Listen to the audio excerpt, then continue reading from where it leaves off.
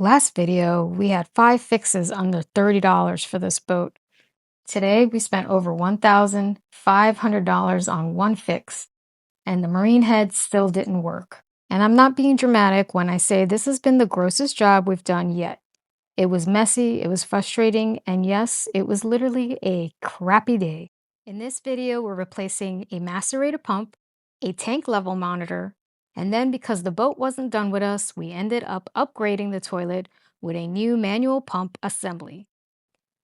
If you've ever thrown parts at a problem thinking this has to be it, this'll fix it, and then you test it and nothing changes, welcome. You're our people. When we bought the boat, we knew we needed to get a new macerator pump in order to have a working marine toilet. And we thought, once this macerator pump comes in, no big deal, we'll swap it out and we'll have a working toilet. Boy, were we wrong. Oh, and by the way, for extra drama, our macerator pump is located right inside the holding tank. Isn't that disgusting?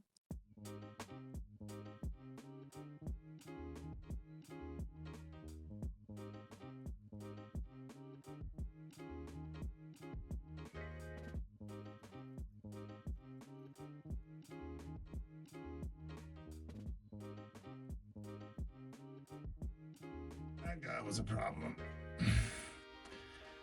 All the other studs came off no problem. But that guy was a problem. What?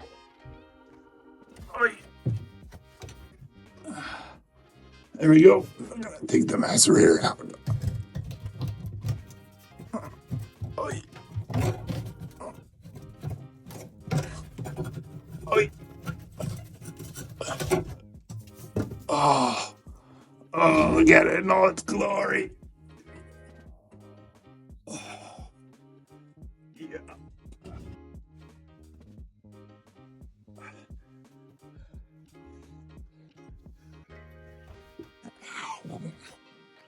Oh. Yeah, soak that in vinegar. So looking inside the holding tank at this point, this is my first look. And in hindsight, now I know better at what I was looking at the time. I didn't. What I see in there is a piece of the tank level monitor. That was one of the two floats. I did not know what it was at the time. The whole thing was a giant mystery to me. So I felt like I was peering into a whole different world. What's also notable is inside of here is you'll see there's a piece of the rubber gasket for the hand pump. I didn't recognize what there it is there. I didn't recognize what that thing was, and that would have given me a clue that I had many more parts of this toilet system to fix. New macerator arrived, looking perfect, ready to go in. So here we have, this is the gasket, the bolt holder that goes inside of holding tank. Right here, you'll see this screw sticking out. This is one of the ones that was either corroded or broken off. I think the one in the corner was the one that broke off. Either way, so I got new hardware. I'm gonna thread these in, make sure all these holes are filled except for these two, which mount it back into the tank itself. But that's the job. It is worth noting that we made sure to get 304 stainless. Got the right kind of bolts that match the existing. The only difference was the length, which I couldn't find a proper 1.25 inches, so I had to get longer, and then we're going to cut them down. So the next step after we replaced the studs, we had one that was broken off, and they were all 1.25 inches long. When I went to get replacements, they only had 1.5 inches. So I put new studs in, and we're going to have to cut them down. The other thing to note is that although only one bolt broke off when I was taking it out, I discovered that several of them had been severely corroded. They're stainless, so they didn't rust, but they were pitted and coming apart. So I just replaced every bolt that wasn't in excellent condition. So in order to cut these off, what I'm going to do is just use a grinder. But because they're threaded, I want to make sure that I can... It's always easier to repair threads backing a nut through rather than trying to put it on for the first time. So for every one that I'm going to cut, I'm going to thread a nut on top of it. This is not a lock nut. This is just a regular nut. that after I cut this off, if one of the threads on here is sort of jagged or has been crooked, this thing will straighten it out as I pull the nut off. Yes, we know I should be cutting about 1/4 of an inch off of each one of these in order to make it to the right height.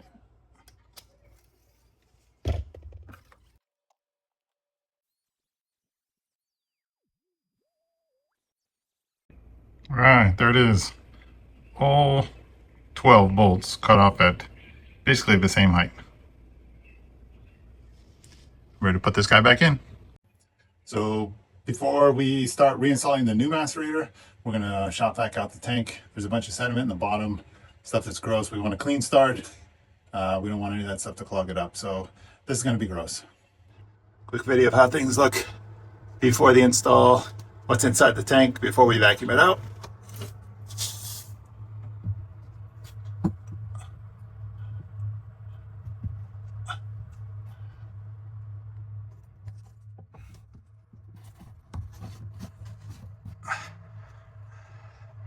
It's the back of the tank, front of the tank. You can see the level sensor in there. That's it. Another quick modification before this goes back in is that this this discharge pipe needs to turn a little further this way. So it came with this tag, says to adjust it, just loosen the hex nut, turn it the way you want it, and then tighten it up.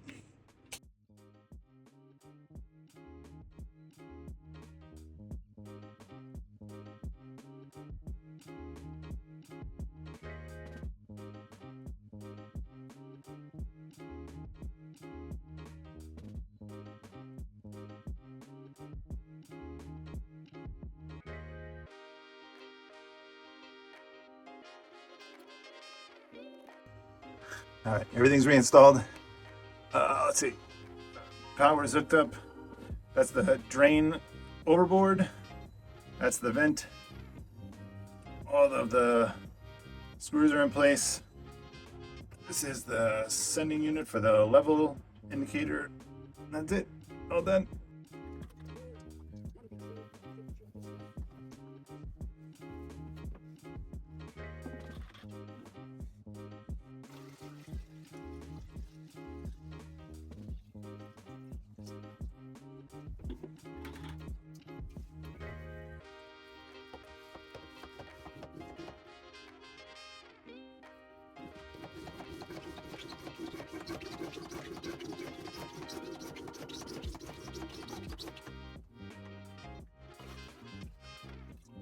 Try pressing the button now. So show level. Nothing happening. Nothing? No. All right, everybody, the project today is replacing the tank level monitor. This is the old monitor panel. This is the new one. Came with instructions. This is what the tank level monitor looks like down inside the tank. It's really just 2 different levels that it's reading. And I think it sends a signal through this wire, this set of wires, up to the monitor, where we'll see if it's the tank is at 1/4 or tank is at 1/4 or 3/4. All right, so let me catch up to what happened. Was we installed the new macerator down in the tank. We'll get down there to the tank in a minute. But then when I came up here, when this panel was still installed right here, this thing didn't work. When I pushed the button, all I heard was like a clicking, sort of humming sound. So to do some diagnostics, we took this panel off. All these wires are connected to the back at these different leads. And I think what had happened was somehow maybe this relay went bad, something like that. You can see this is most likely the original panel. If I can get the light just right, you can see on the circuit board there, it says it was made in June of '99 with the serial number there. So I'm guessing this thing is original. So the task today is going to be to install the new panel, which, just like the old one, reattach all these wires. Really just a series of power and ground. Ground here in the black, red wires for power going in and out of the pump. And then what you see here, these 3 leads are for the tank level indicator itself. So that gray wire goes in and feeds all the way down to the macerator where the sending unit is. And so we're going to switch that out next. So as we're here in the galley area of the boat, as a reminder to get to the macerator, we're going to go down here to the aft berth.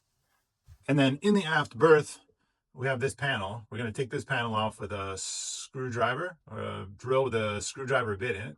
And that's where we'll see the tank level monitor. And now we got some light. So we're looking at the top of the holding tank. And this right here is the tank level monitor. So we're going to be able to disconnect it right here, unscrew this, put the new one in, connect it to this wire, which we're going to reuse the old wire. I don't have any evidence that the old wire is bad. So we're going to reuse it so that we don't have to pull the wire all the way through the tube. If for some reason it doesn't work, then we'll just run the new wire.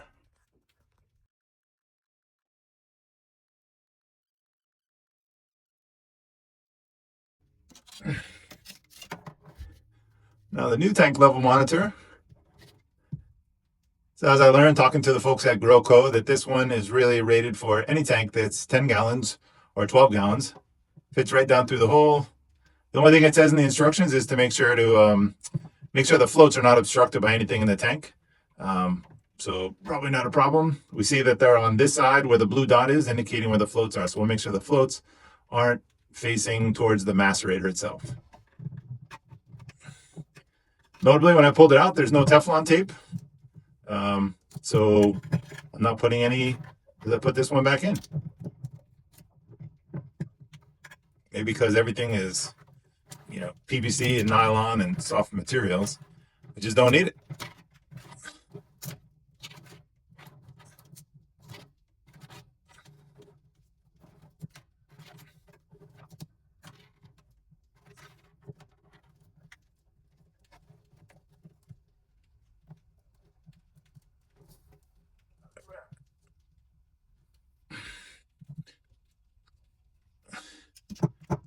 Take it a little tighter with the channel locks.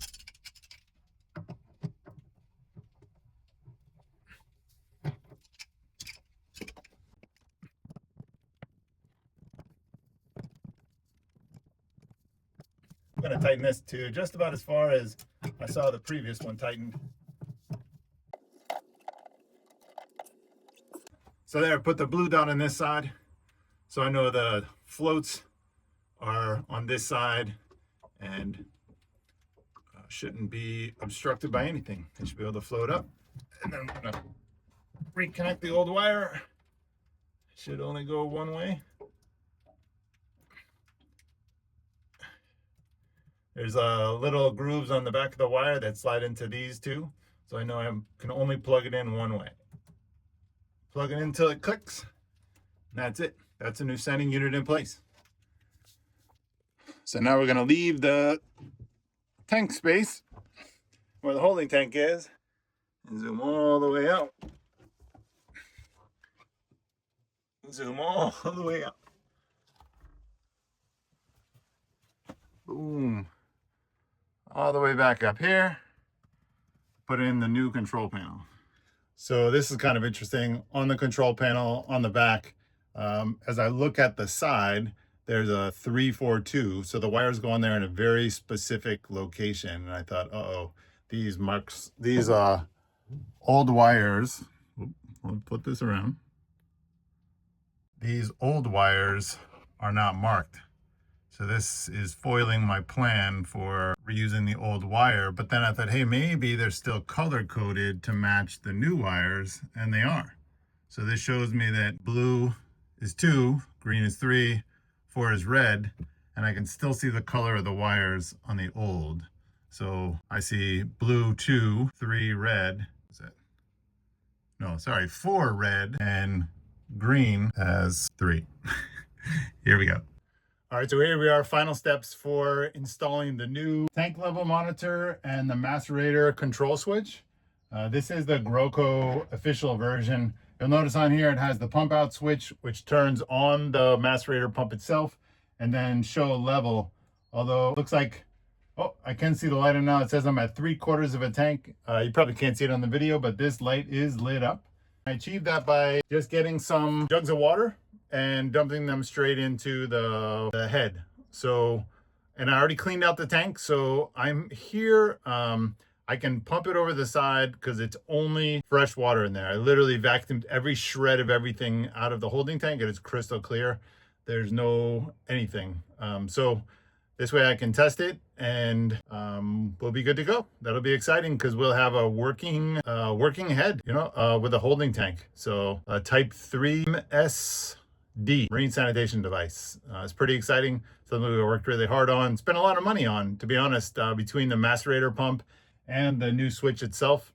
I'll put the total in here somewhere, maybe on the bottom of the screen. I don't know. Because we're very proud of this. And it's also first experience in repairing marine toilets.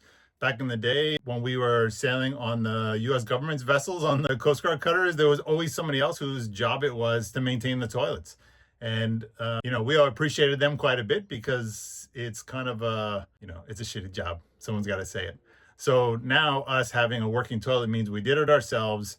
We're not particularly skilled labor, but we did get it done, and that's great. Now, take two. All right, now for the real dirty job.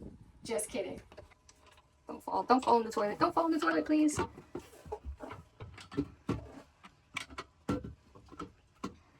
The other toilet seat was so old that the plastic cracked.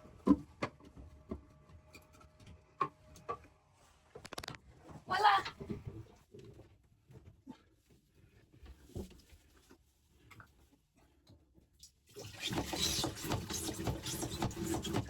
Well, I wish I could replicate it, but I just got some kind of an audible alarm here from the panel. In close here, you can see that it's at least 3/4 full. And so hitting the show level button is kind of pointless at this point. But what I did read in the instructions with the new tank level monitor that was not on the old one is that on this thing will always show me the tank. The lights will always be on for that tank level monitor. If I wanted to not show it to me until I push the button, I need to, I'm not sure if you can see that little yellow wire there. I would need to cut that. I'm going to leave it attached right now because I'm curious. You know, I'm curious about the level of the tank. And so now I'm going to take this guy and it's going to go back up here. Oh, there we go. I think that's telling me, hey, I'm full. Yep. So we're going to get this guy back into the space correctly and screw it in.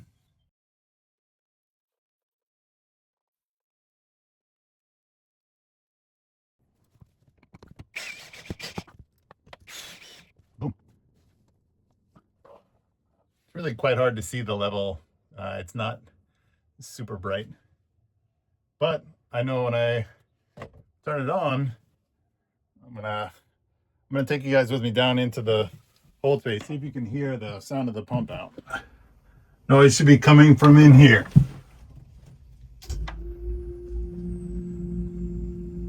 I read something interesting one time about pilots. They said that pilots, there's so much to do in the aircraft that the only way they can remember everything is to create checklists. So in our house, we create checklists for everything. This is straight out of the owner's manual. Made these directions, just kind of printed them, and then also laminated them. But on the back, boom, there we have how we're gonna empty the holding tank with the overboard discharge. So it's important there is that open the marine head discharge seacock. Make sure the handle is vertical. The seacock is under the cabin floor, port side of the keel. So port side is this one. So we're gonna open this guy up. Boom. So that it can go over the side. All right, so we're about to go. I'm gonna go back inside the boat and hit the pump out switch. But what you should see is from right here, from this fitting on the port side, that's the overboard discharge for the marine sanitation device. Here we go. So there we go. That's, as some might say, kind of a crappy thing to get excited about, but hey, we have a working marine toilet on board, and that's pretty good. That's one of those comforts. That's one of those things that makes you feel like, boom, you know, we're ready to be out there for a period of time.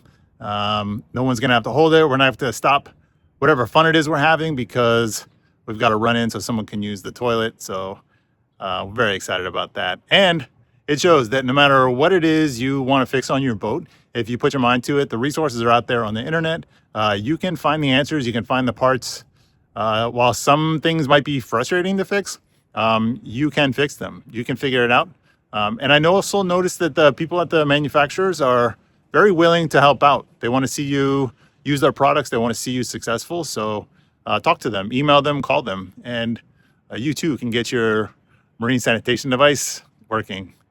Thanks. Whoa, pump the brakes, Coop. We're not done yet. All right, so we're out here on beautiful Kaneohe Bay right now. We're anchored down at the sandbar. You may ask, how did we end up here? Well, things started with our repair to the pump, the Jabsco toilet pump. We realized when we thought we had fixed our marine toilet, we didn't, because as we were using the pump, we weren't drawing in seawater. So we were having to take our fresh water from the sink, pour it into the toilet to get it to flush. So to fix that, we put in the new twist and lock pump, which is kind of funny that we modernized our toilet to 2007 because we have the new, that's how old our toilet is, that we had the old one that didn't lock.